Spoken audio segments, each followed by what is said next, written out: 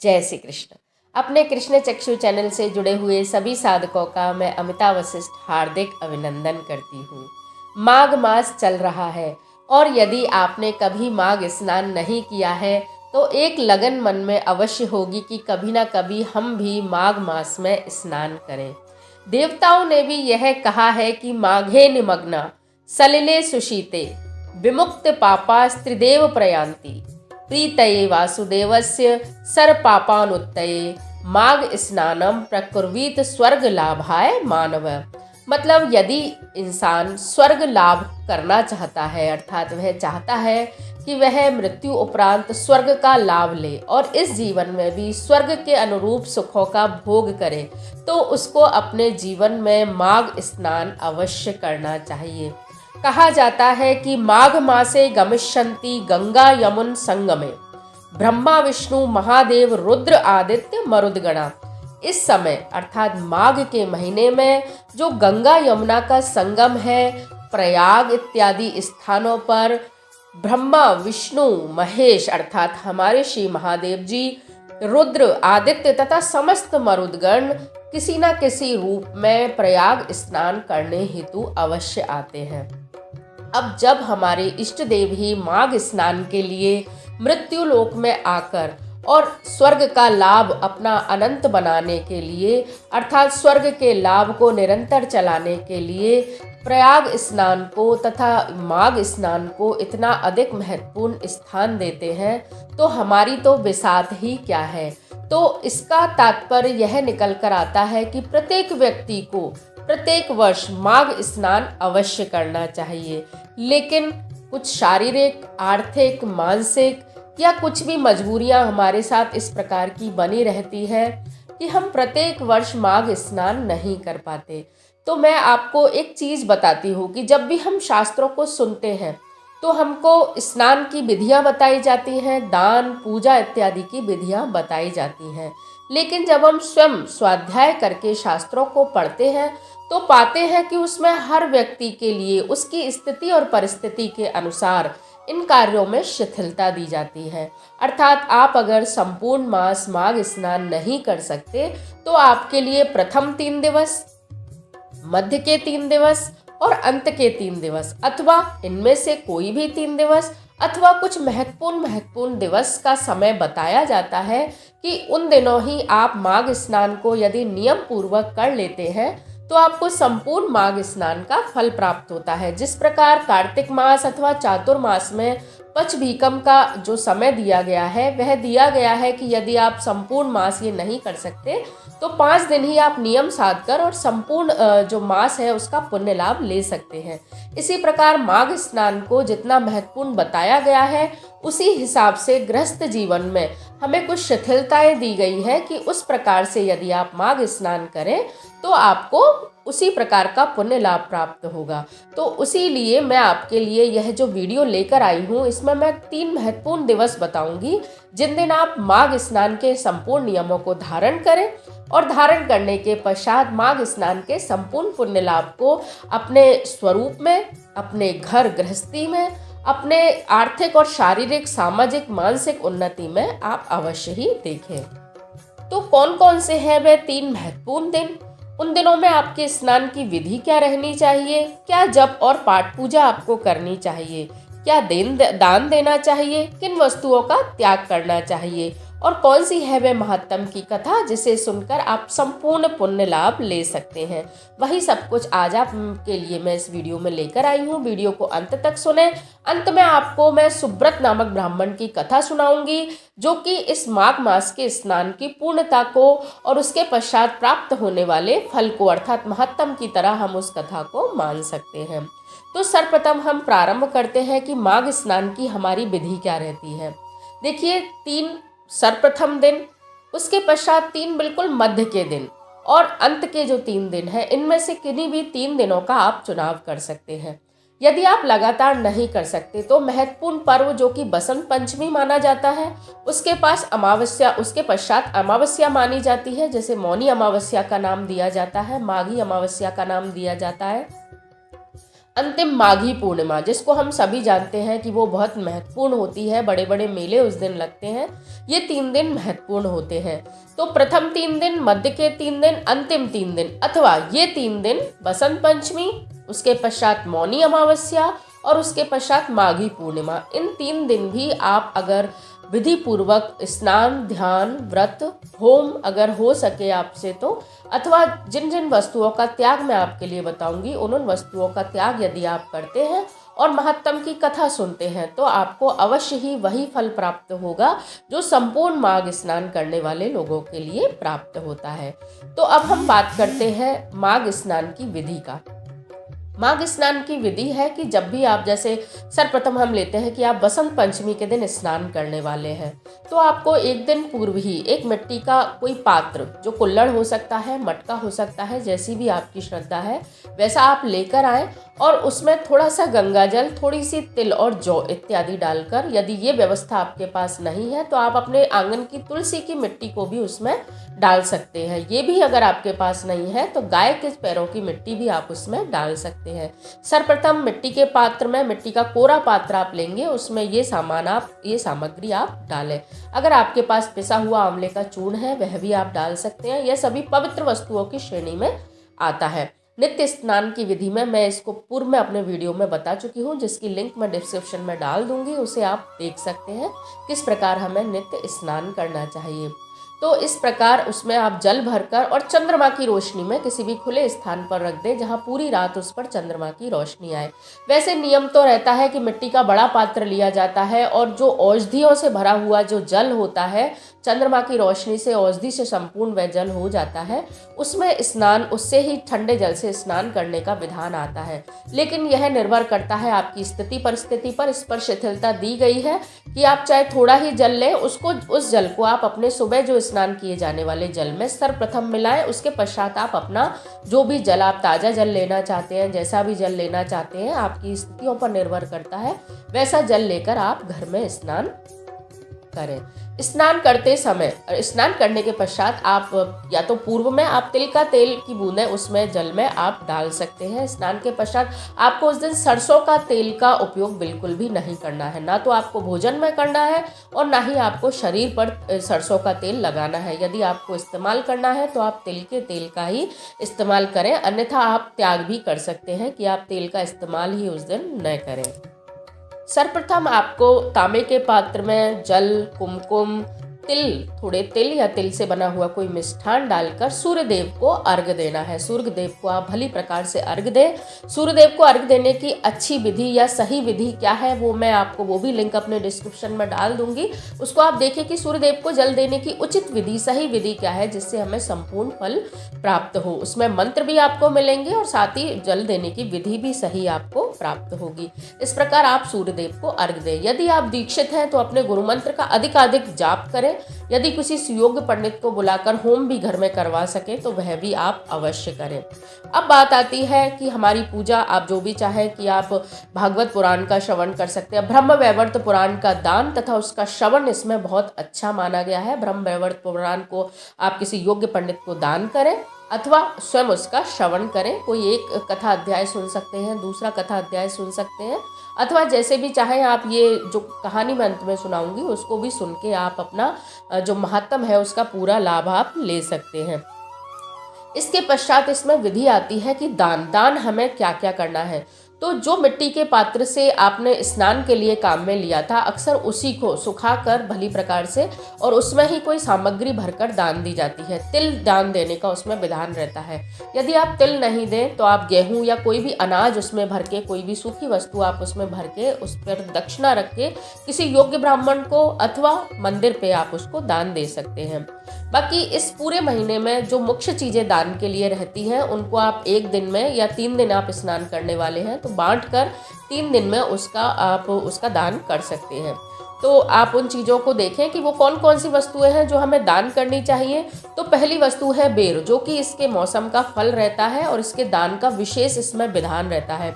बेर और जो फल मैं आपको बताऊंगी उनको आप 1.25 किलो, 5.25 किलो, जैसी भी आपकी श्रद्धा है, या थोड़ी ही मात्रा में 1 मुट्ठी 2 मुट्ठी भी आप ले सकते हैं, वो आपकी श्रद्धा पर निर्भर करता है। तो पहली वस्तु है बेर। दूसरी है केला। तीसरा है आंवले का फल, जिस भी रूप में हो। अगर आप हरा दे सकते हैं तो बहुत ही श्रेष्ठ है, नहीं तो आप सूखा भी दान इसमें कर सकते हैं, मुरब्बे का भी दान आप कर सकते हैं। चौथा है सेर भर घी। सेर भर का मतलब है जो हमारा लीटर में चलता है, तो 1.25 लीटर आप दे सकते हैं, उसमें सवाया करके इसको दिया जाता है। सेर भर घी आप दें। उसके पश्चात सेर भर तिल दिया जाता है। तिल काले और सफ़ेद दोनों ही आप चाहे तो मिलाकर दे सकते हैं, अलग अलग दे सकते हैं। तिल का दान कहते हैं कि तिल जो है उसका ईश्वर ने ही निर्माण किया है, यमराज के द्वारा इसका निर्माण किया गया और दशरथ जी ने इसको सर्वप्रथम जमीन में बोया था, तो इसको अत्यंत महत्वपूर्ण माना गया है। और माघ मास के शुक्ल पक्ष की द्वादशी के दिन सर्वप्रथम ये पैदा हुआ और उसी दिन दशरथ जी द्वारा बोया गया था, इसलिए इसकी बहुत अधिक महत्वपूर्ण भूमिका रहती है। और कहते हैं कि जो व्यक्ति मुट्ठी भर तिल दान करता है, जितने अधिक तिल दान वह करता है, उसको स्वर्ग लोक में उतने ही वर्षों का वास प्राप्त होता है। तो तिल का दान आप अधिकाधिक करें, मिष्ठान के रूप में करें या सूखे रूप में, जिस भी प्रकार आप करना चाहें वैसे करें, लेकिन दोनों प्रकार के तिलों का दान आप करें। उसके पश्चात आता है पान। पान का दान बहुत पान जो है जो अमृत बेल के समान मानी गई है, अमृत उसमें होता है।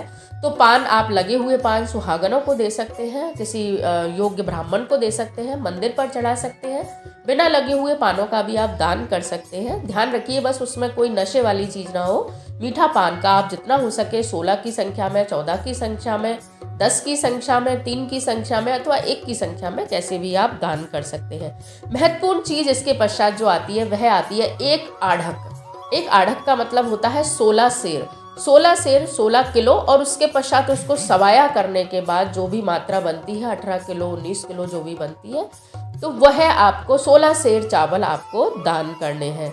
तो ये वैसे तो प्रतिदिन दान करने का विधान रहता है, लेकिन प्रतिदिन आप नहीं कर सकते, तो पूरे महीने में जिस भी प्रकार आप इन वस्तुओं का दान कर सके वह बेहतर रहता है। स्नान के लिए माफ़ कीजिएगा, मैं आपको बताना भूल गई, स्नान सूर्योदय होते होते स्पष्ट पद्म पुराण में लिखा हुआ है कि ऐसा नहीं है कि आपको तारों की छांव में ही स्नान करना है। सूर्योदय से पूर्व इसमें स्नान किया जाता है। पद्म पुराण में स्पष्ट लिखा हुआ है कि किंचित सूर्योदय होते होते, बिल्कुल ये शब्द उसमें लिखा हुआ है। तो सूर्योदय जैसे होता जा रहा है उस समय भी यदि आप स्नान कर रहे हैं तो वह भी आपका जो स्नान है वह माना जाता है। सूर्योदय से पूर्व यदि आप कर सके तो वह तो बहुत ही अधिक श्रेष्ठ रहता है। इसके पश्चात अन्य वस्तुएं जो दान में आती हैं वह है सूखे काठ, अर्थात सूखी हुई लकड़ियों का ईंधन जैसे कहते हैं, जैसे किसी का चूल्हा जले वह दान आप कर सकते हैं। रुई भरा वस्त्र, रजाई या कोई भी वस्तु आप रुई से भरकर आप तकिया दे सकते हैं, गद्दा दे सकते हैं, वो इसमें दान किया जाता है। शैया दान का इसमें विधान रहता है। शैया यदि आप संपूर्ण शैया न दे पाए तो कुछ भी बिछाने ओढ़ने के बिस्तर दे सकते हैं। यज्ञोपवीत दान का इसमें बहुत अधिक महत्व रहता है। जनेऊ जिसे हम कहते हैं, तो किसी योग्य ब्राह्मण के लिए, विद्वान ब्राह्मण के लिए जो यज्ञोपवीत धारण करता हो उसको आप अवश्य दें। इसके पश्चात लाल वस्त्र दान का इसमें विधान रहता है। जायफल, लौंग ये भी इसमें दान किए जाते हैं, ये इनके दान का मुख्य समय होता है। कंबल, जूते, उपटन यदि आप किसी को देना चाहें तो उपटन का आप दान करें। इसके पश्चात पूजन सामग्री जैसे कि चंदन रहता है, अक्षत रहता है, हल्दी रहती है, या पूजन से संबंधित जो सामग्री होती है उसका भी आपको दान इस माह में करना चाहिए। काला अगर जो कि काम आता है, धूप बनाने में काम आता है, तो इस प्रकार जो हवन की सामग्री हम जो कह सकते हैं कि वह सभी इसमें आ जाती है। मोटी बत्ती वाले दीप जैसे अगरबत्ती इत्यादि इसमें दान की जाती है। तो ये सारी वस्तुएं इसमें दान की जाती हैं, इनका विधान रहता है। तो सूर्योदय से पूर्व स्नान हो गया। व्रत, हाँ व्रत की बात आती है तो व्रत आप अवश्य करें इन दिनों। यदि आप एक भुक्त मतलब एक समय ही भोजन कर सकें तो बेहतर है। वो आप अगर आपका शरीर मानता हो तो एक समय भोजन करें। यदि वह भी आपको मुश्किल लगे तो जैसे भी आपकी इच्छा हो लहसुन प्याज का आप त्याग करें। वैसे इसमें विधान रहता है कि आप निर्जल, निराहार या फलाहार लेकर आप इस दिन व्रत करें, इन तीनों दिन व्रत करें। नहीं तो एक समय भोजन करके भी आप इसकी संपूर्णता कर सकते हैं। यदि उस दिन जैसे आपको आज कल स्नान करना है तो आज की रात आप जमीन पर सोएं और अगली रात भी आप जमीन पर सोने का अगर नियम लेना चाहें तो वह भी बेहतर रहता है। पत्तल में भोजन का भी नियम आप इसमें ले सकते हैं। प्रतिदिन जिन 3 दिन आप स्नान कर रहे हैं उस 3 दिन आप 1 घंटे का, आधा घंटे का मौन का जो मेरा वीडियो है वो आप देख सकते हैं, किस प्रकार मौन धारण किया जाता है। उसकी लिंक भी आपको डिस्क्रिप्शन में मिल जाएगी। तो मौन धारण करने का नियम भी आप इन दिनों ले सकते हैं। 24 मिनट से लेकर जितना अधिक आप चाहें। मौनी अमावस्या के दिन तो लोग 24 घंटे का अर्थात संपूर्ण दिवस का मौन धारण करते हैं बहुत श्रेष्ठ रहता है। यह आपकी उन्नति के लिए, आपकी आध्यात्मिक और लौकिक उन्नति के लिए, आपके परिवार की उन्नति के लिए ये सारे कार्य बहुत अच्छे रहते हैं। तो ये भी कोई नियम आप इनमें से धारण जो भी आप करना चाहें वह कर सकते हैं। तो मैंने आपको स्नान का संपूर्ण तरीका बता दिया, उसके पश्चात दान का संपूर्ण तरीका आपको बता दिया। अब बात आती है कि भोजन में आपको क्या लेना है। देखिए, माघ मास में कहते हैं खिचड़ी खाना बहुत अधिक शुभ भी रहता है, आपके स्वास्थ्य के लिए भी अच्छा रहता है। आप माघ स्नान नहीं भी कर रहे हैं तो भी आपको ज़्यादा से ज़्यादा इन दिनों में खिचड़ी बाजरे की और चावल और दाल की खिचड़ी अवश्य ही बनानी चाहिए। वह आपके शरीर के रोगों का शमन करती है और साथ ही आपकी देह को पवित्र करती है। लहसुन प्याज का बिल्कुल त्याग कर दें, कोई भी ऐसी तामसिक वस्तुओं का आप त्याग करें। सरसों के तेल का त्याग किया जाता है। तिल का तेल और घी का आप अधिकाधिक सेवन करें। तो जब भी आप व्रत करें उस दिन आप खिचड़ी अवश्य बनाएं। खिचड़ी बिल्कुल सात्विक होनी चाहिए। उसमें चावल और दाल की मात्रा जो कहते हैं 1/4 चावल और 3/4 उसमें दाल होनी चाहिए। काली मिर्ची, सेंधे नमक इत्यादि के द्वारा ही उसको आपको बनाना चाहिए। आप चाहे भोजन में नमक का भी त्याग कर सकते हैं। भोजन आप जमीन पर बैठकर ही भगवान का ध्यान कर, भगवान को भोग लगाकर ही आप उस दिन भोजन करें। तिल की से बनी हुई सामग्री, तिल से बना हुआ मिष्ठान आप अवश्य ही करना है। आपको ये ध्यान रखना है कि खिचड़ी और तिल का सेवन आपको अधिकाधिक इस मास में अथवा जिस दिन आप नियम ले रहे हो उस दिन आपको करना है। अब आती है आपको कथा का महात्म सुनाने की बारी। तो कथा का महात्म सुनाती हूँ मैं आपको हाथ में थोड़े से अक्षत अथवा तिल लेने हैं और कथा सुननी है आपको कि पुराने समय में एक सुब्रत नाम का ब्राह्मण था जो कि राजा की नगरी में रहता था। राजा ने उसको जमींदारी के रूप में एक पूरा जो गांव है उसकी जमींदारी उसके लिए दे दी थी। पद्म पुराण में यह कथा वर्णित है, आप चाहें तो वहां से पढ़ सकते हैं अथवा इसको मेरे माध्यम से आप सुन सकते हैं। तो सुब्रत नाम का एक ब्राह्मण था, बहुत अधिक विद्वान था, सभी कार्यों को, कर्म कांडों को भली भांति से जानता था। लेकिन उसका जो एक अपराध था वह था कि वह प्रत्येक कर्म कांड तथा प्रत्येक जो भी उसके द्वारा पूजा की जाती थी वह सिर्फ यजमानों के लिए की जाती थी। वह स्वयं के लिए कभी भी कुछ भी नहीं करता था। विभिन्न प्रकार के कर्मकांड, विभिन्न प्रकार की सिद्धियां उसको प्राप्त थी, तो अपने यजमानों को वो उनसे विभिन्न प्रकार से लाभ पहुंचाया करता था। अब चूंकि उम्र बढ़ती है, मृत्यु करीब जब आने लगी तो ज्ञानी वह था ही, उसको ज्ञान होने लगा कि हाय, मैंने अपना पूरा जीवन किस प्रकार व्यतीत कर दिया। मैंने कोई भी ऐसा कार्य नहीं किया जो मेरे परलोक के राह खर्च के लिए हो, क्योंकि जब मैं परलोक को जाऊंगा तो विभिन्न प्रकार से मुझे यमदूत जब प्रताड़ित करेंगे, तो मैंने अपने लिए कभी भी कुछ दान नहीं किया। ये 1.25 करोड़ स्वर्ण मुद्राओं की संपत्ति जो मेरे पास रखी हुई है, अब मैं कल से इसको अपने परलोक के लिए, परलोक के राह खर्च के लिए इसको तैयार करूंगा। इस प्रकार सोचते सोचते उसको नींद आ गई। जब वह जरा से, बुढ़ापे से और बीमारियों से परेशान रहने लगा तो वह इस प्रकार नित्य निरंतर सोचने तो लगा, लेकिन वह जो 1.25 करोड़ स्वर्ण मुद्राएं थी वह उसके हाथ से छूटती नहीं। एक दिन रात्रि को दोनों पति पत्नी सो रहे थे और चोर आए और उसकी उन 1.25 करोड़ जो स्वर्ण मुद्राएं हैं उनको चुरा कर ले गए और उनके हाथ पैरों को भी बिल्कुल तोड़ गए। अर्थात उनको जिस प्रकार उन्होंने सुरक्षा करी थी तो उनके शरीर को भी उन्होंने नष्ट कर दिया। अब तो सुब्रत बुरी तरह से विलाप करने लगा, हाय हाय, ये मैंने क्या किया। ना तो मैंने इस धन का उपयोग किया, दान किया, ना ही मैंने इसका भोग किया। सारे जीवन में यजमानों की ही कर्म कांडों में लगा रहा। मैंने अपना संपूर्ण जीवन गंवा दिया। मैंने कभी गायत्री मंत्र का जाप नहीं किया, अपने लिए कभी गायत्री मंत्र का जाप नहीं किया। कभी मैंने भोलेनाथ पर कभी एक लोटा जल भी अपने निमित्त नहीं चढ़ाया, एक बीलपत्र भी मैंने उन पर नहीं चढ़ाया। कभी मैंने कार्तिक स्नान या चातुर्मास के नियम नहीं साधे। कभी मैंने एकादशी का जो व्रत है वह नहीं किया। मैंने कभी भी माघ स्नान नहीं किया। हाय हाय, ये मैंने अपना संपूर्ण जीवन ऐसे ही बिता दिया और अब मेरी जरा आ गई है। मेरे शरीर को बुढ़ापे ने घेर लिया है। मेरे हाथ पांव भी इन चोरों के माध्यम से तोड़े जा चुके हैं। अब मैं किस प्रकार अपना परलोक का रास्ता सही करूं, किस प्रकार मैं ऐसा कार्य करूं कि मुझे स्वर्ग की प्राप्ति हो और अगला जीवन मुझे अच्छे कुल में मिले। मेरा जीवन तो व्यर्थ ही गया। इन मुद्राओं को इकट्ठा करने में मेरा जीवन गया और अब मेरे पास कुछ भी नहीं बचा। इस प्रकार रोते रोते, अश्रु बहाते हुए वह सुब्रत नाम का जो ब्राह्मण है वह सो गया। दूसरे दिन जब वह उठा, ब्रह्म मुहूर्त से पूर्व ही उसकी आंखें खुल गई और उसने याद किया कि अभी माघ का महीना चल रहा है, नर्मदा नदी निकट है। क्यों ना मैं अब कुछ दिन, जब तक मेरी मृत्यु नहीं आती है, मैं माघ मास के स्नान ही कर लूँ, क्योंकि मैंने सुना है कि माघे निमग्ना सलिले सुशीते विमुक्त पापा स्त्रीदेव प्रयांति। इस प्रकार किसी ब्राह्मण को मैंने माघ मास में जाप करते हुए सुना था, तो क्यों ना मैं भी अब माघ मास के स्नान तो कर ही लूँ, जिससे मेरी मुक्ति हो जाए। ऐसा सोचकर वह घसीटते घसीटते अपने शरीर को किसी प्रकार नर्मदा नदी तक ले गया और नर्मदा नदी में माघ स्नान करके गायत्री के जाप करते हुए तथा विभिन्न प्रकार से प्रभु का नाम लेते हुए अपने घर आ गया। अब तो उसके शरीर में थोड़ी चेतना आने लगी और वह नित्य जाकर माघ स्नान में नर्मदा नदी पर जाता, विधि पूर्वक अपने लिए पूजा आराधना जो भी उससे बन पड़ती थी वह करने लगा। 10वें दिन जब उसके शरीर बहुत ज़्यादा इस अवस्था उसकी खराब हो गई, लेकिन उसने सोच लिया था कि अब मरना तो है ही, लेकिन मुझे परलोक के लिए भी कुछ करना होगा, तो वह अपने आप को घसीटते हुए किसी प्रकार नर्मदा नदी के तट पर पहुंचा। और जब नर्मदा नदी में डुबकी लगाकर वह निकला तो शीत से उसके हाथ पांव अकड़ गए और वह वहीं प्राण उसके निकल गए। प्राण निकलने के उपरांत जैसे ही उसकी आत्मा शरीर को छोड़कर खड़ी हुई, क्योंकि वह निर्मोही हो चुका था, तो शरीर के भीतर उसका कोई मोह नहीं रह गया था। वह देखता है कि एक सुंदर और उज्जवल विमान उसके समक्ष खड़ा है और भगवान विष्णु के दूत उसको लेने के लिए परम आदर सत्कार के साथ लेकर उसको स्वर्गलोक को चले गए। सुब्रत ने वहां जाकर और जब धर्मराज से अपने लिए पूछा कि मुझसे ऐसे मैंने समस्त जिंदगी सिर्फ यजमानों के लिए ही कर्मकांड और कार्य किए, मैंने अपने लिए कुछ भी नहीं किया, फिर ये इस प्रकार का जो सुखद अनुभव है मुझे क्यों हो रहा है? तो धर्मराज ने कहा, माघ मास के 10 दिन के स्नान को ईश्वर ने बहुत अधिक, वहाँ सभी देवी देवता मौजूद थे उस समय जब तुम स्नान कर रहे थे, तो उसका परिणाम तुमको मिला है। तो जो माघ स्नान में तुमने 10 दिन का स्नान स्वयं के लिए किया है, उसी का यह फल है।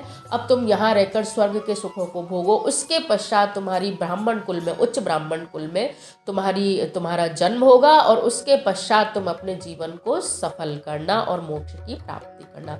इस प्रकार यह माघ मास का महत्व है, माघ मास की कथा है जो कि सुनी जाती है स्नान के उपरांत। इसको आप अवश्य सुने और माघ मास के स्नान को यूं ही व्यर्थ न जाने दें, अवश्य ही 3 दिन स्नान करें। मेरा आप सबसे यही अनुरोध है। तो कैसा लगा आपको मेरा ये वीडियो? अगर अच्छा लगा हो तो प्लीज़ लाइक, शेयर और सब्सक्राइब जरूर कीजिए। धन्यवाद। जय श्री कृष्ण।